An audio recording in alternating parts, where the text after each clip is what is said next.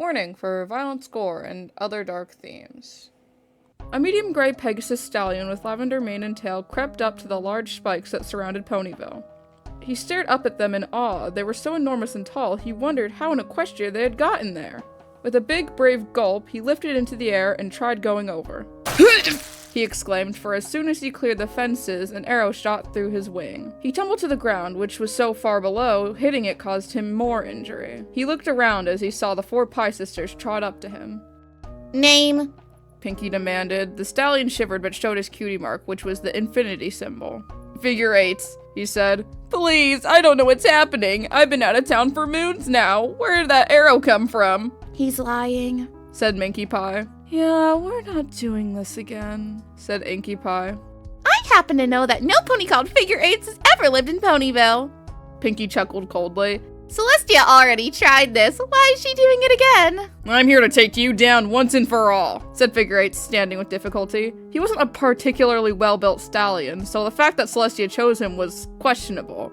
He's not lying, Minkie informed her sisters. You're too injured to fight, said Blinkie. How did you expect to take us down? With a grunt, Figure 8 ripped the arrow out of his wing. Things didn't go according to plan, he mumbled, and the sisters all howled with laughter. What a waste, said Pinkie Pie, and she pulled some rope out of her mane. We'll reward you for not struggling. Not that he could. He was so scraped up, the ropes tying around him were unfathomably painful, especially since they were so scratchy and well used. Inkie and Blinkie Pie carried the stallion, who didn't try to get away, and they chatted happily about what they were going to do with him. The group first entered Sugar Cube Corner, and were joined by Derpy. The Pies filled her in on the situation.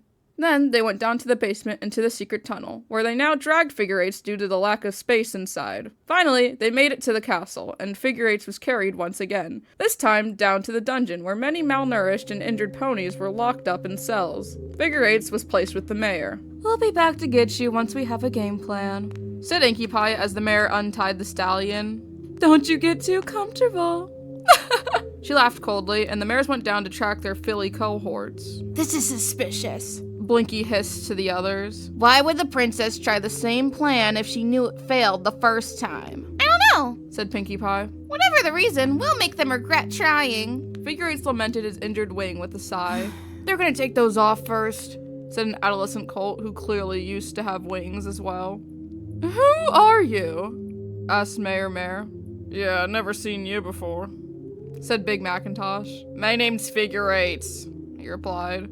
I'm a skater, both on ground and ice. I'm here to stop the bakers. How are you going to do that? They captured you, exclaimed a different mare. Things didn't go according to plan, was all he said. He knew that the dark mare Minkie Pie could tell if ponies are lying, so he carefully made sure everything he said was technically true. About an hour went by before Inkie and Blinkie Pie re-entered the dungeon. It's time. Say goodbye to your new friends, said Blinkie happily as Inkie dragged the stallion out and put restraints on him. He didn't say anything, just looked back at the beaten and battered ponies that he'd wanted to save. The sisters dragged Figure 8s up to the room, where they each had a chair and mirror, making it look like a salon. Blinkie strapped Figure 8s to her chair and then rubbed her hooves together. What should we do first? I keep on having nightmares about needles in my mouth, said Babs. They didn't like gums and stuff.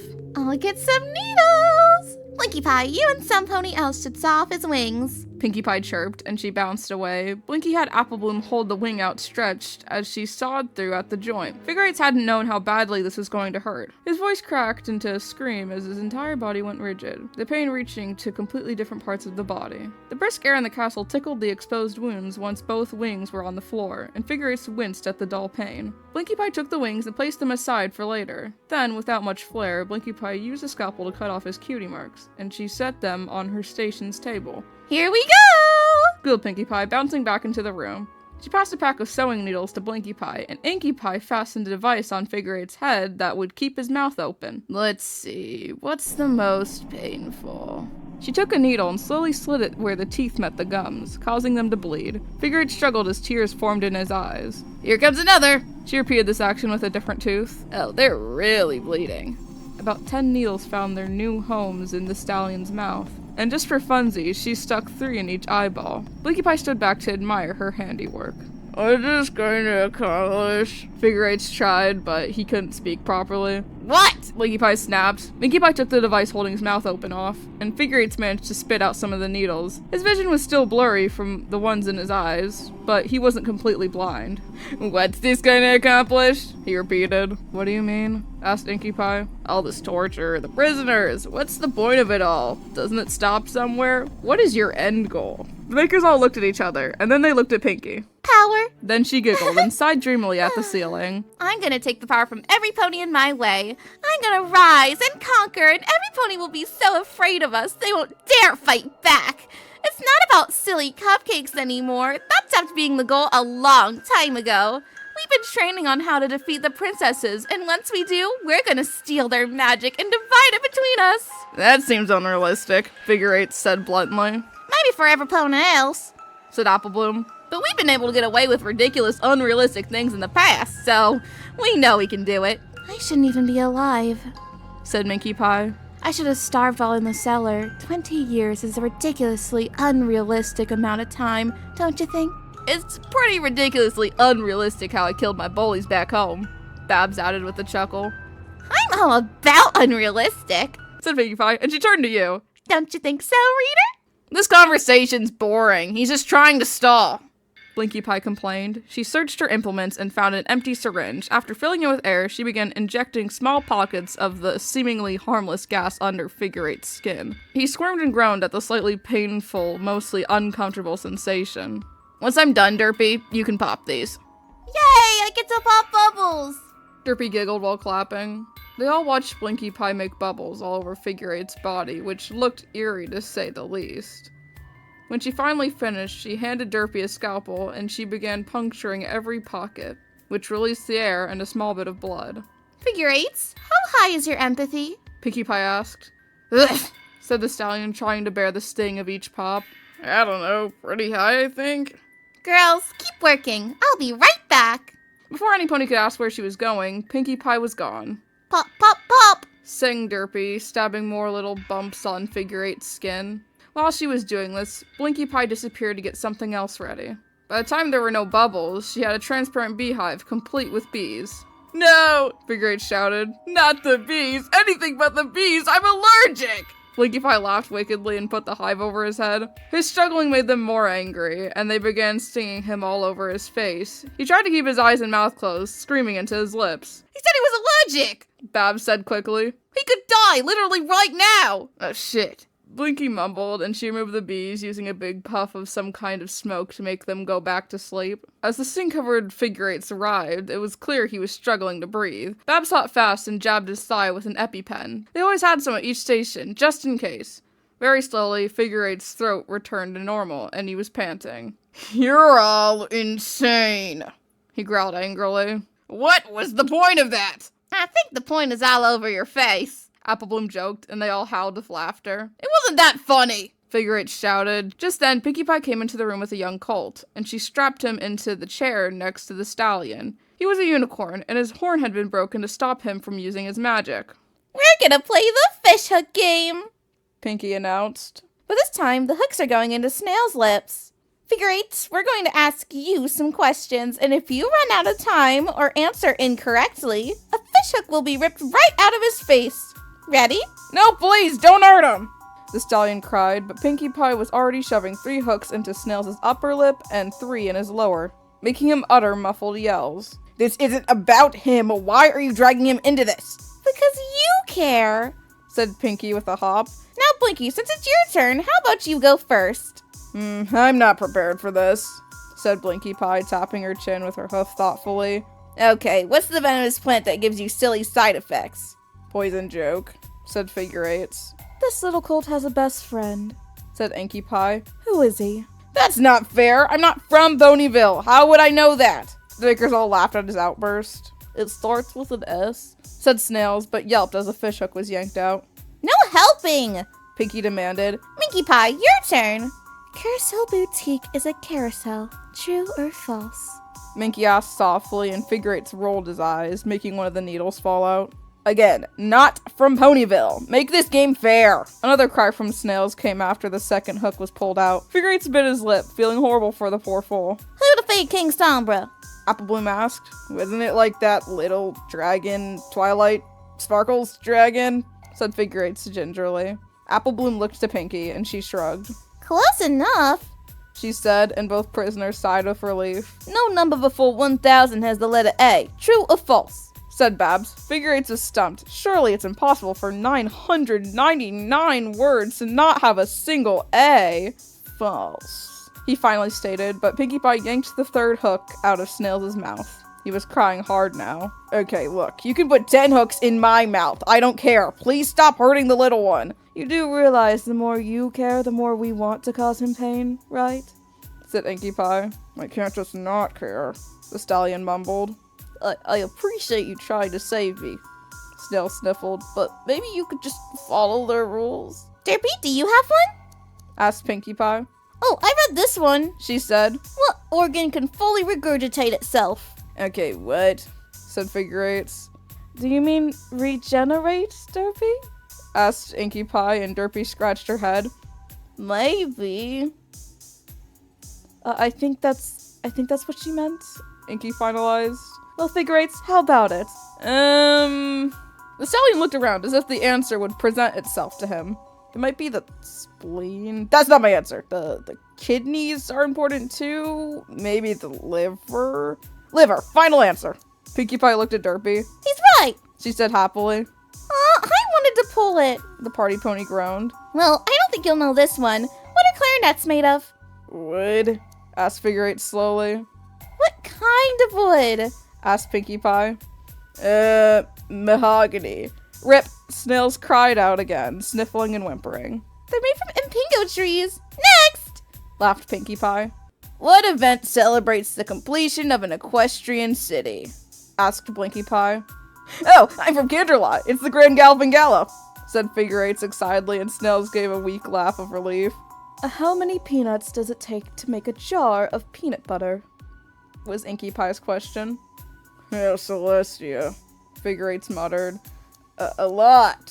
I'm going to be nice and let you guess a number, she told him calmly. 300. Rip. Sorry, the number you're thinking of is roughly 540. You're up next, Minky. Can you get the last hook out? We'll see, said Minky Pie, and she stepped forward to relieve Figure Eights of the needles in his eyes. Hello, sir. Hi. Figure Eight stammered, confused and scared. What's the group of owls called? Minky Pie cooed. I think I read that. It's a parliament? He tried. Correct. Honey doesn't spoil. True or false? True. Correct. What is allodoxophobia? I don't freaking know. Fear of an angry dark mare? How about that? Rip. That's all of them! Cried Pinkie Pie, bouncing with excitement as she is known to do. I didn't like that last comment, ironically. Minky snarled, and she grabbed a knife and started cutting through one of Figure Eight's ears. He screamed in pain, but also threw curses and insults at her and the other bakers. Even after the second ear was cut off, he almost smiled, panting with pain and adrenaline. That all you got? Every pony's eyes widened, even Snails, and they all exchanged shocked looks. Figure Eights laughed coldly, seeming unhinged even by the baker's standards. That's like how I felt when I frightened my bullies, said Babs. If you're going to kill me, kill me! The stallion shouted. Well, said Blinkie Pie. There is one more thing I wanted to do, but it'll take a few minutes to prep. She trotted away to the center of the room to cook something up. I'll take Snails back to his cell, said Pinkie Pie, and she released the colt, carefully leading him out of the room as he silently cried. Derpy flew into the air in front of Figure Eights. Do you want to die? She asked curiously, and Figure Eights grinned again. I want it bad, he sang. Why? Asked Apple Bloom, but she was just met with laughter as an answer. I think we might have drove him nuts torturing that foal, Babs suggested as an explanation. No, it wasn't bad enough for that, Inky Pie said. Inky, can you put the glass box on his head? Blinkie Pie called from her project. Derpy, help me out, please, said the slight mare, and with Derpy's help, a pristine, clear glass box was put over Figure Eight's head. It was fitted with a silicone collar that pressed tightly to his neck, and could also be opened from the top. I wanted to die for a long time, too, said Minky Pie to the stallion, but he mimed that he couldn't hear her soft voice. Pity. I thought I could connect with some pony about my ideation. Oh, honey, we all want to die. You're not alone. said Inky Pie with a wave of her hoof. There was a rolling sound, and Blinkie Pie returned with a cart that had a large saucepan full of boiling water. Derpy, I need you to carefully fill the box with this water, she said. It's very hot. Can you do it? Pinkie Pie showed up just in time to see what was going on. I got it, said Derpy, and she lifted the saucepan from the cart, then slowly poured the scalding hot liquid into the box. Immediately, figure eights began screaming, but intertwined were laughs. They were all still stumped by his behavior, but they decided to keep going. Finally, his entire head was submerged. Barely any water leaked out through the neck hole because of the tight silicone. How long does it take to drown? Apple Bloom asked the others. 4 minutes, Pinkie Pie replied. We're gonna be here a while. And so they waited. Derpy pulled out a bubble wand and a bottle of soapy water, starting to blow bubbles, and Apple Bloom and Babs decided to see who could pop the most. Pinkie Pie lay down on the floor, for she had never recovered all her strength after being rescued. She had her moments, but she was also getting along in years. By contrast, Pinkie Pie was hopping around, singing a song that was roughly 4 minutes. Blinkie Pie was pacing in front of her victim impatiently, watching his face changing color as he held his breath. Inky Pie was simply sitting and keeping time. Red, then blue, then purple. These were the colors Figure Eight's face turned as 4 minutes came crawling up. His eyelids drooped, and his body released the breath it had been holding, for he was now unconscious. A few seconds went by, and the body woke up again, gasping for air, filling the lungs with water, and he thrashed against his restraints for a good 30 seconds before every muscle loosened and the stallion was dead. He was a real firecracker, wasn't he? Inky Pie asked. They took a closer look to see that the hot water had lightly cooked the flesh on his head. Snails took more of the damage, though, said Blinkie Pie as they all worked together to get the box off of Figure Eight's head and release him from his restraints. He slid and plopped onto the floor. He almost died with a slight smirk on his face. Still can't figure out why he was sent to us, Babs said slowly. He said it didn't go according to plan, but what was the plan? I stopped caring ages ago, said Pinkie with a hop. Let's put him in the chiller and save him for later. The girls all agreed, and with a combined effort, they carried Figure Eight's corpse to the kitchen's icebox. Miles away, a blinking light appeared on a map, and the next phase in the plan had begun.